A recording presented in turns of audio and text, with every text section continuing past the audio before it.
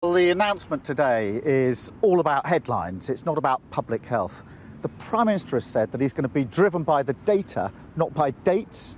He doesn't have the data yet. He won't have the data until later this week, so he's not in a position to take a decision until next Monday. So you have to wonder what today's announcement is all about, and I think it's about party management rather than the public interest. We all want the restrictions to be lifted, and we are going to have to find a way of living with the virus. But that can't just be a soundbite. We need a proper plan, and to throw off all protections at the same time when the infection rate is still going up is reckless. We need a balanced approach. We need to keep key protections in place, including masks, including ventilation, and crucially, something we've been asking for throughout the pandemic, proper payments to those that need to self-isolate. So which legal restrictions do you want to keep after the 19th of July? Lifting all protections in one go when the infection rate is going up is reckless. A balanced approach, a proper plan, would say keep key protections. One of them would be masks in enclosed places and on public transport. That's a common sense position. More ventilation, that's happening in other countries, is absolutely essential.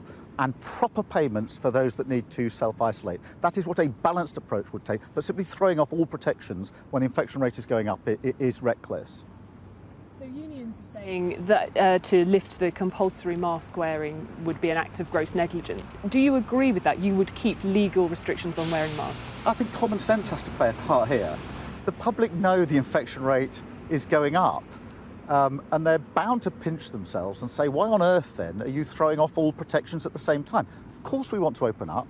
Of course we want to end these restrictions. We want our businesses to be up, fully running. We all want that. But to throw off all protections at the same time is reckless. The Prime Minister says, if not now, when? That it is better to do it now than in the autumn, in the winter, when, as he says, the virus has an edge. Why isn't he right on that? Well, he says, if not now, then when? He hasn't seen the data yet. He's not getting the data until the end of the week. If you can believe it, he's making this announcement now. He hasn't got the data. He's describing what he wants to happen, not what he can say is going to happen, because he hasn't seen the data. That is no way to make a decision as important as this. And common sense dictates that you take a balanced approach here and don't throw off all protections at the same time. If you don't, last one, but if you don't mind me just saying, you're saying he hasn't seen the data and therefore can't make this decision, but then neither of you, but you're saying it's still too early to lift all these restrictions. So what would you need to see in the data to lift all the restrictions? Well, we all need to see the data. But nobody is predicting that the data is going to say other than the infection rate is going to continue to go up. The Prime Minister's as good as admitted that. We'll have to see by how much. But the idea that as the infection rate goes up, you throw off all protections at the same time, I'm afraid is reckless.